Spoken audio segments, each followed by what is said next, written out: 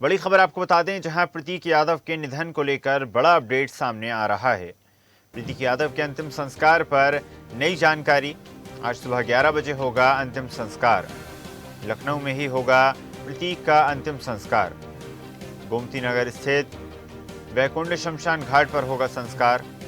परिवार, रिश्तेदार और सैफई के लोग होंगे शामिल।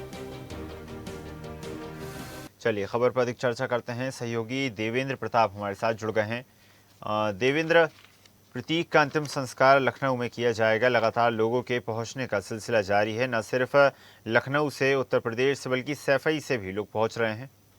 जी ईशा, बिल्कुल। देखिए, जिस तरह प्रतीक यादव की अचानक जिस तरीके से मौत हुई है, तो सच में एक समाजवादी पार्टी और दूसरा बीजेपी में काफी शोक की लहर दिखाई दे रही है। फिलहाल प्रतीक यादव की अंतिम संस्कार तो कल ही हो जाना था, लेकिन जो कि सैफई के परिवार के कुछ ऐसे सदस्य हैं जो महत्वपूर्ण माने जाते हैं, वो समय पर नहीं पहुंच पाए थे, और जिसकी वजह से उनका जो अंतिम संस्कार है वो एक दिन के लिए आगे बढ़ा दिया गया। आज 11 बजे करीब लखनऊ के भैंसाकुंड में प्रतीक यादव का अंतिम संस्कार होगा। वही माना भी जाता है कि सूर्यास्त के बाद हिंदू धर्म में जो है कि अंतिम संस्कार नहीं होते, जिसके चलते उनके अंतिम संस्कार को एक दिन आगे बढ़ा लिया गया। सैफई से तकरीबन मुलायम सिंह यादव के साथ पूरा परिवार, मुलायम सिंह यादव के भाई, उनके बेटे, उनका पूरा परिवार जो है अब लखनऊ पहुंच चुका है। और देखा जाए तो कल का जो नजारा देखने को मिला था कि प्रतीक यादव की अंतिम विदाई को लेकर पूरा समाजवादी पार्टी और पूरा भारतीय जनता पार्टी वहां पर एकत्रित हो चुका था। चाहे वो अखिलेश यादव हो, मुख्यमंत्री योगी आदित्यनाथ ने है, या फिर बीजेपी सरकार के कैबिनेट मंत्री है, या समाजवादी पार्टी के भी जो बड़े वरिष्ठ नेता है, सभी ने प्रतीक यादव को अंतिम पुष्पांजलि अर्पित की।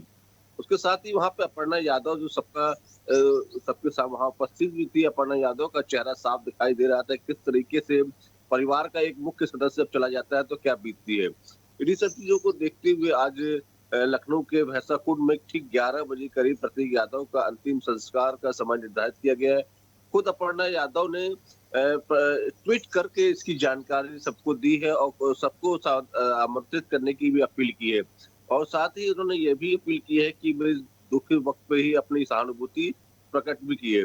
तो प्रतीक यादव की आज ठीक 11 बजे करीब लखनऊ के भैंसाकुंड में आज उसका अंतिम संस्कार किया जाएगा। पूरे हिंदू रीति रिवाज के साथ जो विधि विधान होती है, उन सभी विधि विधानों के साथ रखा जाएगा। अखिलेश यादव समेत समाजवादी पार्टी के सभी नेता इसमें शामिल होंगे। साथ ही सैफई से आए पूरा परिवार, वो भी इसके अंतिम यात्रा में अंतिम समय पर शामिल होंगे।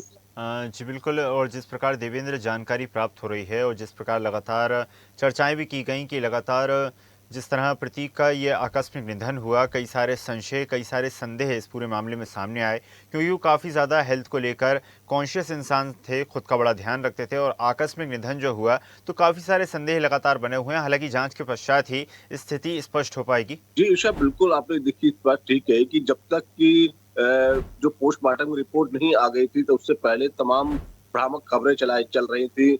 किसी का कहना है कि प्रतीक यादव को मारा गया है, किसी का कहना था प्रतीक यादव को जहर दिया गया है, किसी का कहना है कि प्रतीक यादव डरपोक नहीं थे, वो बहुत ही दिलेर व्यक्ति थे, और साथ ही पशु प्रेमी भी प्रतीक यादव थे। प्रतीक यादव ने अपने जीवन में कई डॉग्स की जो है जिंदगी बचाई है, पशु प्रेमियों में नंबर 1 गिने जाते थे।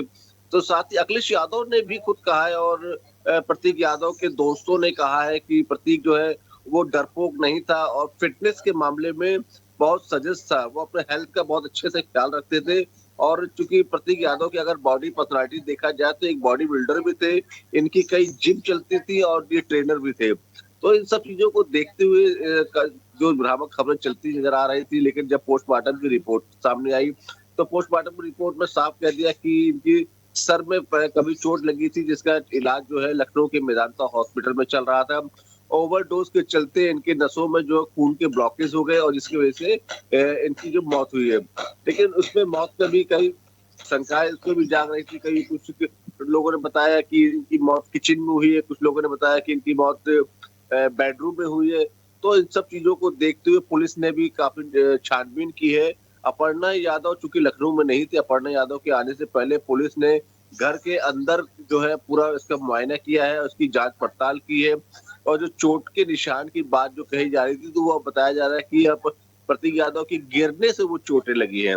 और जो पोस्टमार्टम रिपोर्ट आने के बाद खुल के सामने आ गया था कि प्रतीक यादव की मौत का जो बिल्कुल उचित और सही कारण क्या है वो बता दिया गया है, जो कि खून के ब्लड के रुक जाने से, थक कर जमने से इस तरह की सारी समस्याएं बढ़ी हैं, जिससे प्रतीक यादव की मौत हो गई। और आज बड़े दुख की बात कहा जा रहा है कि आज प्रतीक यादव भले ही हमारे बीच नहीं है, लेकिन आज 11 बजे करीब पूरा समाजवादी पार्टी, पूरा सैफई परिवार भैंसकुंड में शामिल हो गया उनकी अंतिम यात्रा को लेकर।